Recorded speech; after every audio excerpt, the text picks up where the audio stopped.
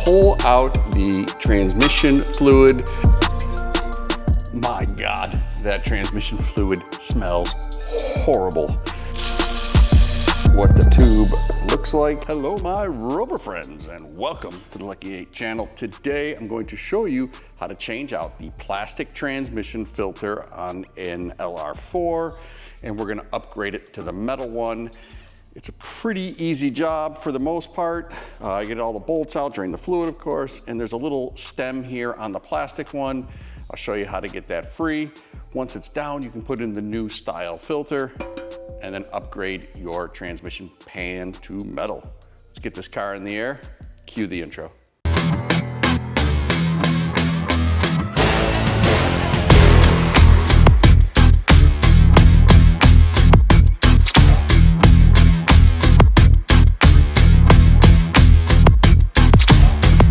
First thing we need to do is pull out the transmission fluid. Like I said, this pan is plastic. It's using a 10 mil on mine, but given the history of Rover, it could be a different size. 10 mil Allen. We're gonna loosen that up, drain it out. I'm gonna bring the camera in so you guys can see what I'm talking about.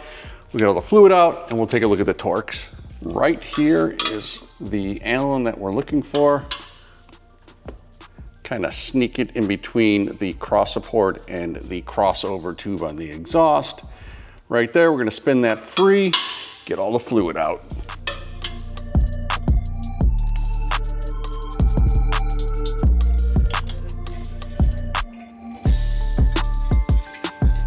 Well, that went about as planned.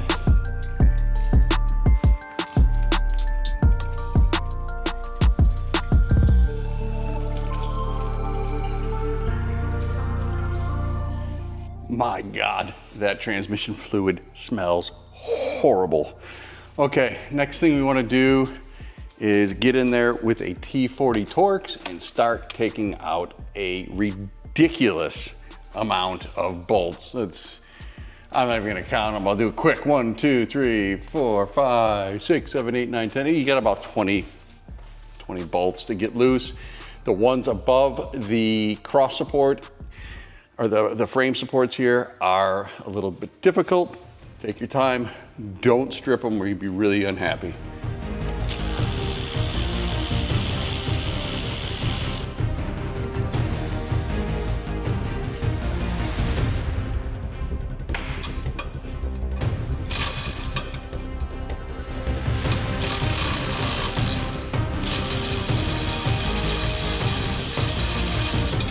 On the hard to reach ones, I use my 1/4" drive and a little stubby 45.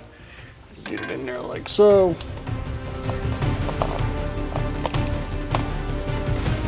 Okay, if you thought the bolts were tough, you're really not gonna like this part. You wanna be very careful. I know I've read that you can hit it with a hammer and crack it. I'm sure you can. I'm just gonna take my time, reach in with this little mini paintbrush, Sawzall blade, and gently saw the down tube. I'm going to try and get the camera in there. It's gonna be tight, but it'll give you an idea. I'm looking at it on right-hand side, passenger side, looking in towards the front, and then you'll see the little tube there. Again, it's not hard, it's just plastic. We're gonna do that, break it free. When it's on the floor, I'll show you. Yeah, like I said, it's the hardest part of the whole job right now, and we're fighting with a piece of plastic. Coming in, right-hand side, there's a control arm, kind of right in that area. There's the pan. Yep. Can you see the tube? I can, it's just that little piece right there. So, moving it up and down. We're gonna get the Sawzall in there and give it a little nip. It'll fall apart, and then we can drop the pan. What the tube looks like, sits over here. Once you get a little cut in the side, it becomes soft, and then you can fold it over. Now that that pan is out of the way, we can install our new filter. And like I said, if you ever have to do this job again, this is much easier. You just drop the metal pan down and then you can access the filter. I'm going to get a little bit of leftover transmission fluid, which seems to be everywhere, and lubricate the little rubber O-ring. We're gonna stick it in place. I'll show you where it goes. There is where the pickup tube goes. Just wiggle it in.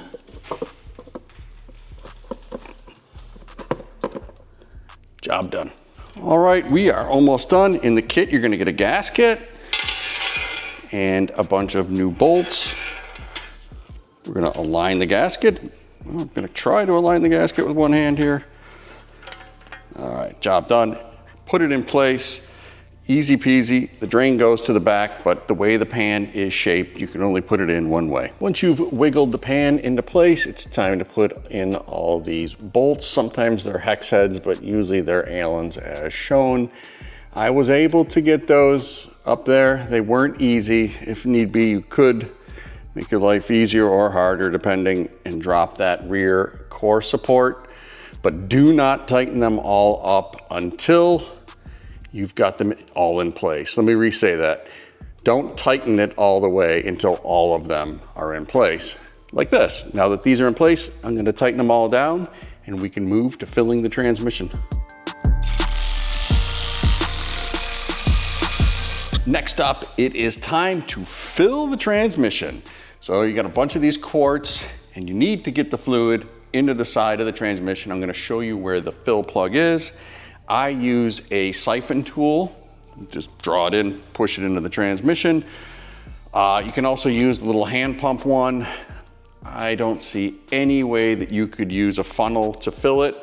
So what we're going to do is use the siphon for this video. If you don't have one, I suggest it. It's just worth getting. And then we're gonna fill it up until fluid comes out. After that, we have to put the plug back in, start the vehicle, bring it up to temperature in park, and then fill the transmission up until it just starts to drip out. You don't want to overfill it, and you definitely don't want to underfill it. So drain plug, fill it, start it, let's get to work. Okay, let's come in through the side here, passenger side, right-hand side, and right up next to the shift linkage behind it is where the fill plug is. I'm gonna stick the 8mm Allen in for you. There you go. Gives you an excellent idea where it is. We're gonna back that out and fill it all up.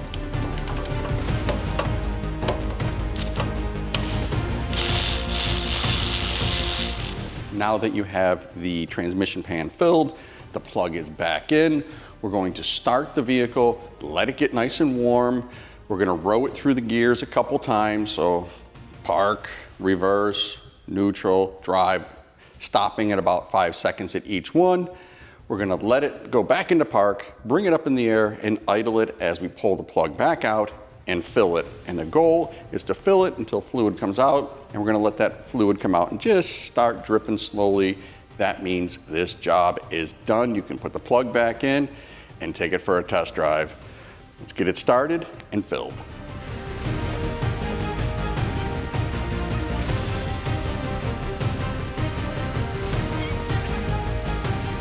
All right, 2 more things to do. 1, with it all tightened down and everything's good, make sure it's not leaking from anywhere.